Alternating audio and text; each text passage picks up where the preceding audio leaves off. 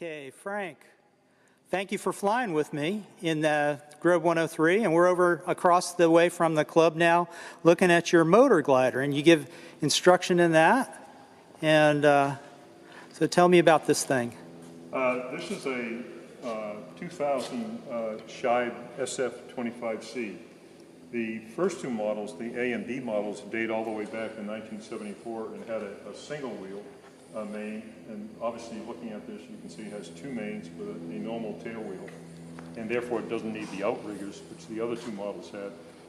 The really cool thing about this is its takeoff and landing performance. It has a 100 horse Rotax 912S, and I can generally break ground in about 100 feet in this glider, so I use very little runway to take off in. And that allows me on flight planning a circuit at a 3,000 foot strip to actually just do stop and goes rather than any need for taxi backs. It will normally cruise around 60 knots, 65 knots in what they call normal cruise, but it actually has a high-speed cruise where it'll actually get up to 90 knots. And with a 21-gallon tank, you can go quite a ways. What's the range about? The range is about 500 miles. Okay, and I see the round prop hub there. Does the prop feather, or? Yes, it does. It's a MT prop, constant speed, and in the spinner here, you'll actually see an electric motor, and that drives a worm gear, which actually allows you to change the prop setting. And one of the settings you can go to is feather. The good news, it will feather. The bad news is it takes a minute and a half to feather and a minute and a half to unfeather. Okay. And you do that with the engine stops? Yes, you must do that with the engine stop. Okay. And there's a controller on the inside that allows you to select feather or a props setting in between.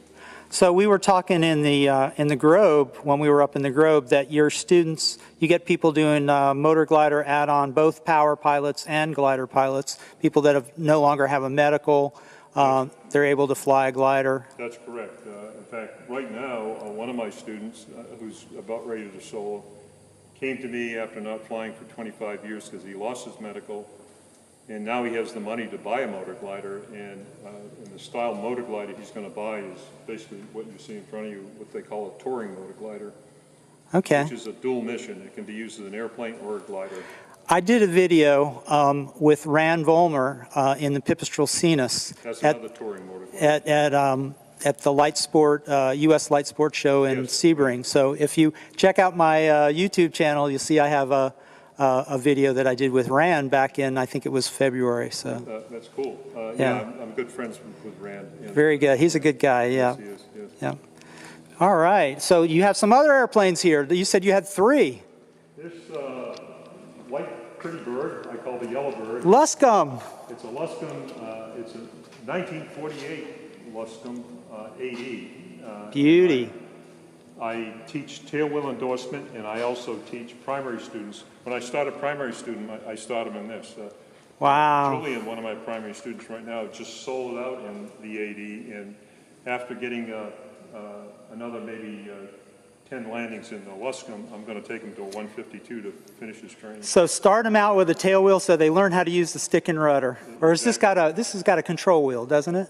Or does this have a stick? Stick? Yes. Stick. I've got a couple hours in one of these. So yeah, it's a beautiful trainer. It really is. I had a Cessna 180 for about 7 years. Oh, okay. So I have about 750 hours in tail wheel. You know but these are fun. You know, the slower landing. Right. It's a lot of fun. They're light and very responsive. Yeah.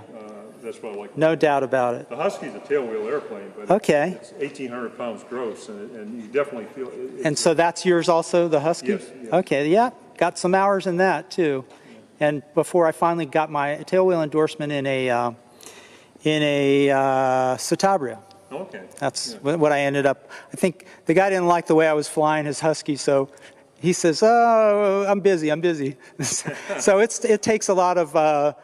You know, it's good that there's very few tailwheel instructors. It's great that you're doing it. The Husky flies just a little different, as you might have, than a lot of other airplanes. But once you understand how to fly it, it's really a lot of fun to fly. I had somebody contact me on Pilot Share the Ride which I used to do some instrument practice, and I was on that website, and he was looking to get some tailwheel time, and now I know who to send him to. There you go. Okay, very good. Thank you.